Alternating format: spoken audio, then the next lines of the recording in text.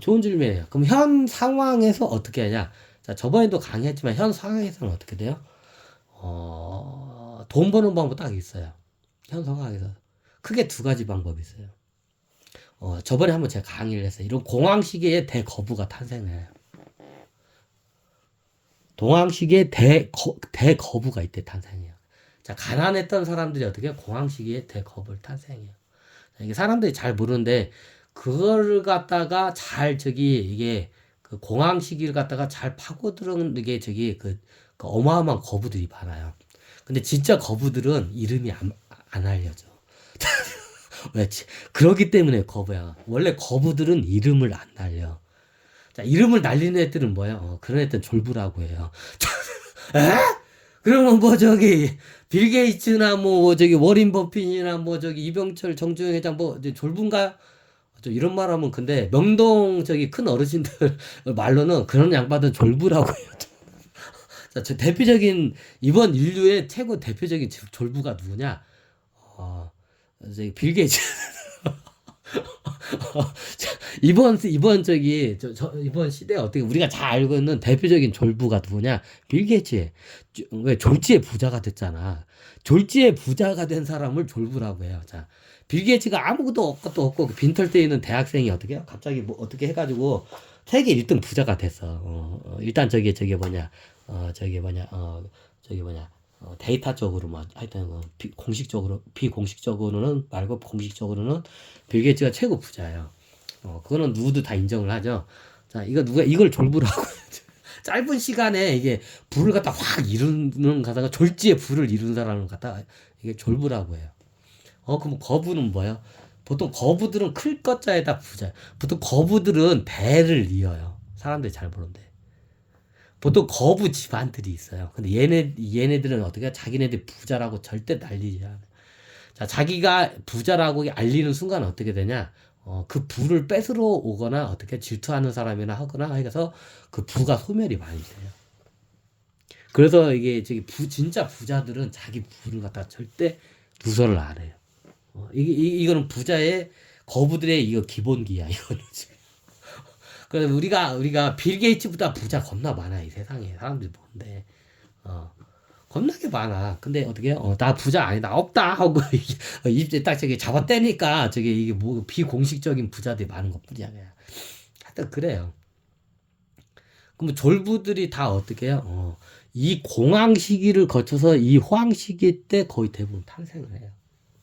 자, 우리나라는 대부분적으로 부자면 뭐 이게 이병철하고 정주영 회장이죠. 그 창업주. 2대, 3대는 이제 부모님이 이게 물려준 거니까 그런 걸 인정 않고, 뭐야. 창업주 관점으로 봤을 때 딱 우리나라는 대표적인 두 명이죠. 이병철 회장하고 정주영 회장이 두 양반. 이 양반하고도 내 얘기를 많이 해서 알아. 이 양반 얘기들은 자서전이나 드라마나 이런 데 하도 많이 나와가지고, 굉장히 그 생 자체가 오픈이 잘 돼 있어요. 그 사람들이. 자, 이 양반들이 보면 일제시대 때 어떻게 해요? 그때 어떻게 해요? 그 당시에 돈을 벌어요. 벌기는. 잘 보시면. 벌기는 벌어요. 근데 돈을 많이 못 벌어요. 그러다 어떻게 해요? 전 재산을 다 날라가요. 그 시기가 어떻게 됐냐? 자, 어떻게 보면 요 정도 시기이기도 한데, 그 당시에 이 양반들이 거의 1945년도 2차 세계대전 끝날 때까지가 공황 상태였어요. 자, 그때까지 어떻게 해요? 그때 공황 시기에 그때 이 양반들이 돈을 벌긴 벌었는데, 그 당시에는 다 어려웠었어요. 근데 많이 이게 좀 뺏기기도 하고 하여튼 그랬어. 그럼 그 당시에 돈을 못 벌었나요? 그 당시에 이 양반들 이병철이라고 정지하시는 공황 시기에 돈을 못 벌었어요. 약간 푼돈을 벌었다가 어떻게 다 날려먹었어요. 6.25 때는 완전히 생 거지가 다 됐죠. 그럼 언제 이 양반들이 이제 돈을 버냐? 이 초호황 시기에 돈을 다 벌어요. 정주영 회장하고 이병철 회장이 보면, 자, 이때 어려움을 다 겪고 오다가 이때 조금씩 가다가 어떻게 해요? 사업이 불이 확 태요. 그때 초호황 시기, 이게 7, 80년대 쉽게 말하면. 7, 80년대가 초호황 시기에서 우리나라 때. 그때 어마어마한 부를 이뤄요. 이병철이라고 정주영 회장이.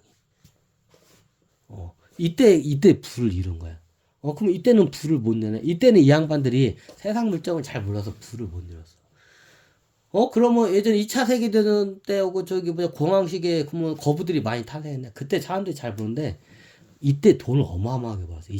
특히 2차 세계대전 때 사람들이 잘 모르는데 명동에서는 어떻게 해요? 명동에서 우리나라 사람들이 돈을 그때 엄청나게 벌었어요. 명동 사람들이. 그 비밀 조직 애들도 많이 벌고 사람들이 잘 버는데. 예? 그때 저기 뭐냐 다 저기 굶어 죽기 일부족제라고 전쟁에서 다 뺏기고 그랬는데 사람들이 잘 버는데 그렇지가 않아요.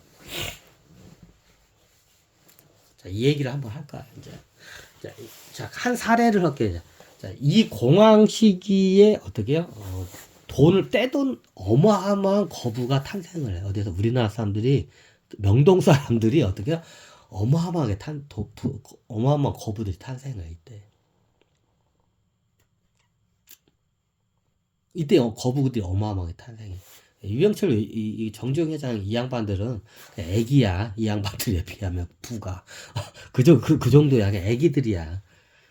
자, 이게 다 옛날에 그 저기 뭐냐 명동에 있는 큰 손들하고 이게 천신격이 다 데이터를 조합을 해서 이제 제가 이제 설명을 드릴 거예요. 이제 근데 이게 보니까 현 역사에서는 이게 기록이 잘 안 돼 있어.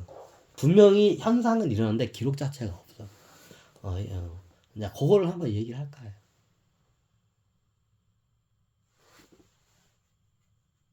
자, 이 공황시기에 어마어마한 지금이 다시 공황시기에 이제 초입에 들어왔어요. 그럼 우리가 잘 알고 있는 우리나라 입장에서 공황시기가 어떻게 해요? 1900년도부터 어떻게 해요? 1945년도까지 어떻게 해요? 2차 세대전 끝날 때까지가 이때가 공황시기였어요. 약 46년 동안은 공황에 허덕였던 장기 공황시기예요. 근데 공황에 골이 깊어지면 깊어질수록 사람들이 잘 모르는데 대부분 사람들은 어떻게 굶고 이렇게 죽고 아비규환이 되는데 이 시대의 흐름을 아는 노인들, 정확히 노인들이라고 해요. 노인들이 이때 어마어마한 돈을 벌어들여요. 명동 큰손들이 이때 명동 큰손들이 탄생을 해요. 부를 어마어마하게 많이 저걸 해요. 자, 이게 좀 약간 부끄러운 역사일 수도 있는데, 일단, 그 시대적인 관점을 한번 설명드릴게요. 자, 이런 말이 있어요. 돈은 언제 벌린다? 전쟁이 일어났을 때 큰 돈을 벌 수 있다. 뭐 이런 말은 뭐 많이 말아요. 근데 어떻게 버냐에 따라 다 틀려요. 자, 이게 사람들이 이 일본 자료도 없을 거예요. 일본 쪽에 원래 이게 극비 자료 같은 것도 천황가나 이쪽에서 이거를 원래 기록을 남기는데 얘네들도 그걸 몰라. 일본의 관료들도 모르고 천황가 애들도 몰라. 이 비밀을. 자, 이 비밀을 저기 일본 관료들이나 군인들이나 천황가에서 알았으면 자기네들이 그걸 해먹었을 거야. 몰랐기 때문에 그걸 명동 사람들이 해먹은 거예요. 네, 이 시기에. 자, 이 시기에 어떤 일이 있었냐? 자, 이 시기의 역사를 보면 우리가 나중에 중일전쟁에서 중국을 다 먹고 몽골까지도 먹고 뭐 저기 시베리아까지도 먹었나? 시베리아까지 안 먹구나. 시베리아를 안 먹고 동남아까지 하고 막 인도네시아까지 일본이 다 먹던 시대예요. 자, 그건 다 아시죠? 자, 이 시대에 어떻게 돼요? 이 시대에 명동 큰손들이 어떻게 해요? 이 공황 시기에 이제 그 당시에는 이 양반들 공황이라는 그 개념을 잘 이해를 못했는데 전쟁이 일어나면 큰 돈을 벌 수 있다는 걸 역사적인 사례를 통해서 그 당시에 명동 노인네들이 그걸 다 아는 거예요. 그럼 그 당시에 저기 1900년에서 1945년대 노인이었던 양반들이면 지금 살아 있을 리가 없겠죠. 너무 당연하죠. 그 당시에 그 노인 양반들이 어떻게 해요? 1900년도부터 1945년도에 어떻게 했냐면 이 양반들 그 가문들의 그 귀신들의 얘기를 듣는데 저한테 온 귀신들도 그때 어떻게 해요? 그때 이걸 갖다가 체험을 못했어. 자기들 이제 저기 할아버지들한테 그 이야기를 전수를 받은 거야. 이런 일이 있었다는 거. 다음에 또 이런 일이 있으면 또 해먹을 거라 자손들아 하고 이제 해놓은 거 갖다가 그 양반들이 죽어가지고 이제 나한테 가르쳐 준 거야. 이제 이걸 갖다가. 그러면 이 양반도 옛날 명동 그 귀신들이 와가지고 이 양반들은 이때 어떻게 이때는 거의 애기들이거나 아니면 거의 태어나지 않거나 거의 태어나지 애기일 때 한마디로 그냥. 1900년도에서 1945년도 사이 어떻게요? 애기거나 아예 태어나지 않았을 때 나한테 그 귀신으로 그냥 막 그게 경험을 해본 적을 안 했지 그 시대를 갖다가 근데 그 당시에 말을 들으면 어떻게 해요? 그러니까 저기 돈을 갖다가 그냥 어떻게 빗자루 쓸어 담았다고 해요 그 시기에 이 공황 시기에 공황 시기에 되면 이게 공장이나 이런 거 같은 게 자산 같은 게 이게 또 이게 이제 헐값으로 떨어져요. 왜? 물건이 안 팔려. 장사가 안 돼. 사업이 안 돼. 재고가 쌓여 있어. 계속 지금 은행빚은 늘어나. 근데 어떻게 해요? 재고 물건 안 팔려. 그럼 어떻게 해요? 회사 주가나 이런 저기 값어치가 떨어지겠죠. 너무 당연하죠. 그럼 그때 어떻게 해요? 저기 명동에서 이게 돈을 빌려줘요. 그런 회사에다. 그리고 어떻게 해요? 나중에 헐값으로 그걸 갖다가 어떻게 인수를 거의 받아요. 그냥. 야, 너 망했으니까 그냥 너 그냥 저기 얼마 내가 저기 챙겨줄 때 이거 챙기고 너 그 공장 나가. 그래 나한테 넘겨. 하고 그렇게 했어. 그럼 바보 아닌가요? 바보가 아니지. 괜히 바보가 아니지. 이게 부끄러운 역사이기도 한데 2차 세계대전을 부추긴 게 이게 명동에 있는 명동 사람들이에요. 이게 역사가 이게 천신계까지 이제 뚫어서 보면 명동 사람들은 모르는데 천신계까지 뚫어주면 이게 어떻게 해요? 고려서까지 이게 보면 그게 딱 이게 와요. 자, 고려서 때부터 해가지고 큰 전쟁이 일어날 때마다 어떻게 해요? 호족들이 돈을 막 긁어 모아. 땅이 다 호족들 땅이다. 그래서 조선 말들 되면 어떻게 돼요? 일반 백성들은 어떻게 해요? 저기 바늘 하나 꽂을 땅이 없을 정도라고 어떻게 해요? 호족들한테 다 뺏겨요. 자, 그게 왜 그냐? 전쟁 때문에 그래요. 자, 예전에 다 강의한 거였어요. 자, 그럼 제 강의, 옛날 고려사에서 전쟁이 일어나면 어떻게 되냐면, 예전에 말드렸지만, 이 전쟁이 끝나고 나면 어떻게 되냐면, 모든 자산이, 그 당시에 고려는 농업사이기 때문에 제일 큰 자산이 뭐예요? 또, 농토에 특히 옥토. 저기 뭐냐, 농사가 잘 되는 옥토가 있어. 이제 이런 데는 비싸, 가격이. 이런 땅들이 다 누구 손 안으로 다 넘어가 있어요? 호족들 손 안에 다 넘어가 있는 거예요. 자, 호족이면 뭔지 아시죠? 전쟁이 일어날수록 어떻게 양민들의 땅 줄어들고 어떻게 호족들의 땅이 늘어나. 그 전쟁이 되면 될수록 어떻게 해요? 평민들은 굶어 죽고 어떻게 해요? 저기 평민들은 저기 그 살기 위해서 고리대금으로 어떻게 해요? 저기 뭐냐 그 삼시세끼를 때우다가 어떻게 해요? 나중에 이자에 눌려가지고 어떻게 해요? 저기 자식 새끼들 다 어떻게 해요? 다 저기 노비로 다 팔려가요. 이게 고려사의 역사예요. 전쟁이 일어날 때 봐, 이런 일이 발생하는 거야. 고려도 그렇고 조선도 그렇지만 기본이 부가 뭐예요? 농업사이기 때문에 많은 쌀을 가지고 있는 사람이 부자예요. 쌀 자체가 화폐였어요. 고려시대 때도 그렇고 조선시대 때도 그렇고. 고려시대, 조선시대는 실질적으로 쌀 자체가 화폐였어요. 쌀만 가져가면 뭐 어떤 물건이든 다 살 수가 있었으니까. 쌀 자체가 화폐였어요. 쌀이 있다는 건 어떻게 해요? 돈이 많다는 거예요. 내 창고에 쌀이 많다는 건 어떻게 해요? 돈이 미어쳐진다는 소리예요. 그럼 쌀이 많으려면 어떻게 되나요? 쌀을 많이 생산을 해야겠죠? 그럼 그에 따라서 쌀을 많이 생산하려면 두 가지의 요소가 필요해요. 그 당시에는. 첫 번째, 자, 농사를 지을 수 있는 옥토. 좋은 땅, 옥토. 자, 그걸 옥토라고 하죠. 이게 저기 땅이 좋아도 작물이 안 자란 땅들이 많아. 지금은 이제 저기 비료나 개간 사업이나 수로 사업이 발달해서 아무 땅에다가 어떻게 농사를 져도 농사가 잘 돼요. 근데 예전에는 딱 농사가 잘 되는 옥토가 딱 있어. 정해져 있어. 뭐 그런 데만 이게 저거지 다른 데는 거의 불모지이기 때문에 값어치가 없었어요. 그럼 예전에는 어떻게 해요? 농사가 잘 되는 옥토. 땅, 토지. 자, 두 번째가 뭐냐? 그 옥토에서 농사를 지을 노비. 인력이 필요하겠죠. 자, 토지와 인력이 필요해요. 그래야 세 번째 돈이라는 쌀이 생산이 돼요. 이 두 가지에 이게 저기 노동력과 토지와 노동력이 어떻게 있어야 쌀을 생산할 수 있어요. 쌀이 돈이기 때문에. 그럼 쌀이 있으면 어떻게 돼요? 다른 좋은 땅과 노비를 살 수가 있어요. 이제 이게 돈이 돈을 낳는다고죠.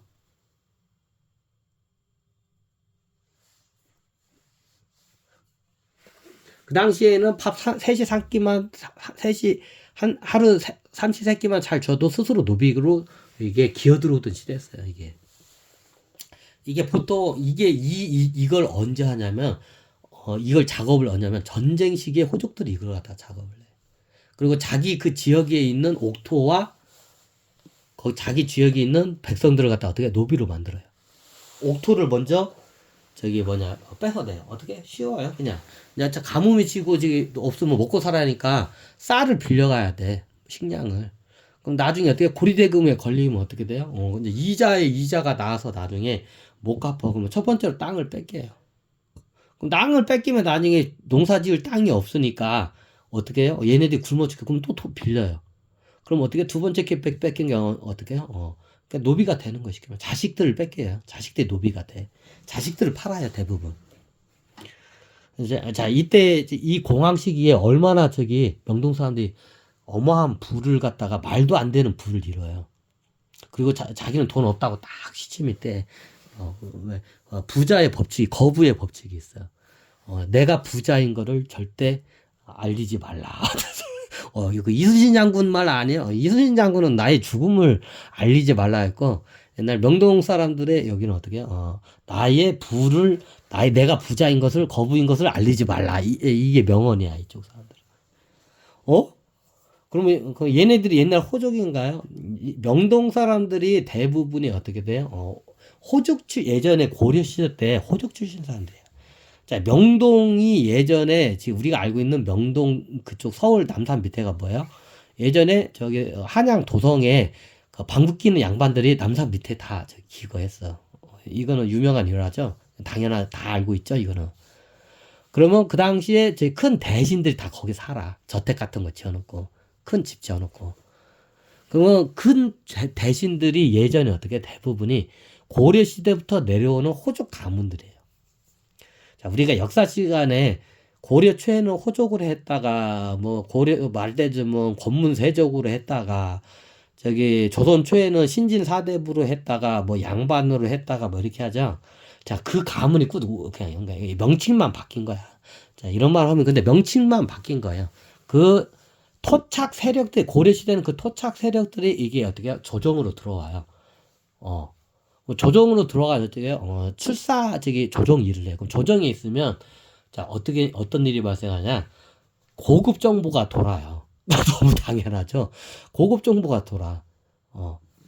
자, 여러 정보가 있는데, 제일 큰 정보가 뭐냐? 전쟁이에요. 앞으로 전쟁이 일어날 걸 알아. 그러면 조정에 있는 호족들이 전쟁이 일어날 걸 아면 어떻게 하면 자기 토착 지역에 있는 아들들한테 어떻게 딱 무슨 편지를 보내가지고 앞으로 전쟁이 일어날 것 같으니 어떻게 돼요? 쌀을 많이 이게 확보하라고 해요. 쌀을 확보하라고 해요. 그럼 어떻게 시장에 있는 쌀을 갖다 싹 사. 그래가지고 창고에다 다 쟁여놔. 그 매점 매석 아닌가요? 불법 아닌가요? 불법 맞아요. 매점 매석이에요. 매점 매석은 한참 후에 나중에 법이 생겨. 그 당시엔 그런 게 없었어. 그러니까 어떻게 되냐? 그 당시에 고려 시대 때, 자, 이게 명동 사람들의 맥이 어떻게 냐? 옛날 고려 호족 때부터, 고려 호족도부터 해가지고, 권문세족, 신현사대부, 양반가 해가지고, 조정 대신 양반가들이 어떻게 몰려 살던 게 남산 밑에 명동 사람들이야. 자, 똑같아. 그 가문들이, 토착 가문들이 그대로 이렇게 내려온 거예요. 자, 이 거부 가문들은 어떻게 몇천 년 된 가문들이에요. 그러니까 빌 게이츠나 정주영 회장이나 이병철 회장처럼 단순간에 이게 부자가 된 사람들 졸부라고 해요. 자, 이 양반들은 거부가 아니라 졸부라고 해. 졸지에 부자 됐다고 졸부라고 해. 이 거부 집안들이 우리나라에 많이 있어요. 근데 우리 거부 집안이 많은데 왜 그지같이 살았어요. 이제 그건 나중에 설명드릴게요. 예전에 다 설명드렸다. 그러고 보니까. 그래요. 자, 이게 역사를 보면 이게 명동 사람들의 역사를 보면 이 양반들도 잘 몰라. 자기네 정체를 갖다가 역사적인 정체를 아는 집안이 별로 없어. 그 정체를 갖다가 파고 들어가면 어디까지 들어가냐? 고려 시대 호족까지 들어가요. 그건 기본적으로 1000년이야. 천년 이상 다 저기 이상 된 가문들이에요. 그 집안들이야. 그 불을 갖다가 이미 불을 많이 천년 전부터 불을 많이 일궈낸 가문들이에요. 명동 사람들이. 그리고 그 부가 천년 이상 내려온 집안들이야. 다 사람들이 보는데. 사람들이 그걸 잘 몰라요. 그리고 얘네들도 자기네 부를 갖다 과시를 절대 안 해요. 이거 한번 꼭 할까요?